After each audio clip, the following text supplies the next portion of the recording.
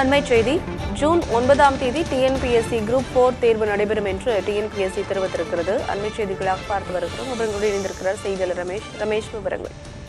அதாவது 10ஆம் வகுப்பு படித்தவர்கள் அப்ளை பண்ணக்கூடிய இந்த குரூப் 4 எக்ஸாமுக்கான நோட்டிபிகேஷன் வெளிவந்திருக்கு. டிஎன்பிஎஸ்சி வெப்சைட்ல போட்டிருக்காங்க.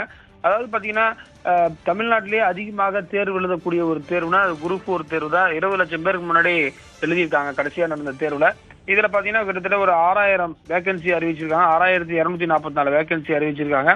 அதாவது பாத்தீங்கன்னா லாஸ்ட் டேட் வந்து அப்ளை பண்றதுக்கு ஆன்லைன்ல 28/2 அடுத்த பிப்ரவரி 28ஆம் தேதி வரை சொல்லியிருக்காங்க.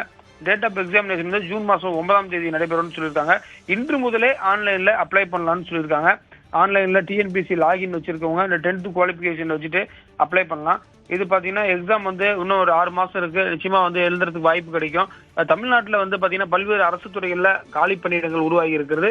இதை நிரப்புவதற்காக தான் குரூப் 4 தேர்வு நடத்தப்படுகிறது. இதுல வந்து பாத்தீங்கன்னா விஓஓ அந்த வில்லேஜ் அட்மினிஸ்ட்ரேட்டிவ் ஆபீசர், கிராம நிர்வாக அலுவலர் உள்ளிட்ட பணியிடங்களும், அதே போல இளநிலை உதவியாளர், ஆபீஸ் அசிஸ்டன்ட் உள்ளிட்ட பணியிடங்களும் இருக்கும்.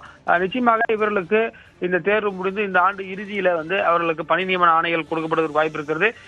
நீண்ட நாளாக தமிழகத்தில் இருக்கக்கூடிய இளைஞர்கள் எதிர்பார்த்து காத்திருந்த குரூப் 4 நோட்டிபிகேஷன் வெளியாயிருக்கு. கார்த்திகா, நீண்ட நாட்களாக தமிழகத்தில் இளைஞர்கள் எதிர்பார்த்திருக்கக்கூடிய குரூப் 4 தேர்வு ஜூன் 9ஆம் தேதி நடத்தப்படும் என்று தெரிவிக்கப்பட்டிருக்கிறது. பிப்ரவரி 28ஆம் தேதி கடைசி விண்ணப்பிக்கும் நாள் என்றும் தெரிவிக்கப்பட்டிருக்கிறது.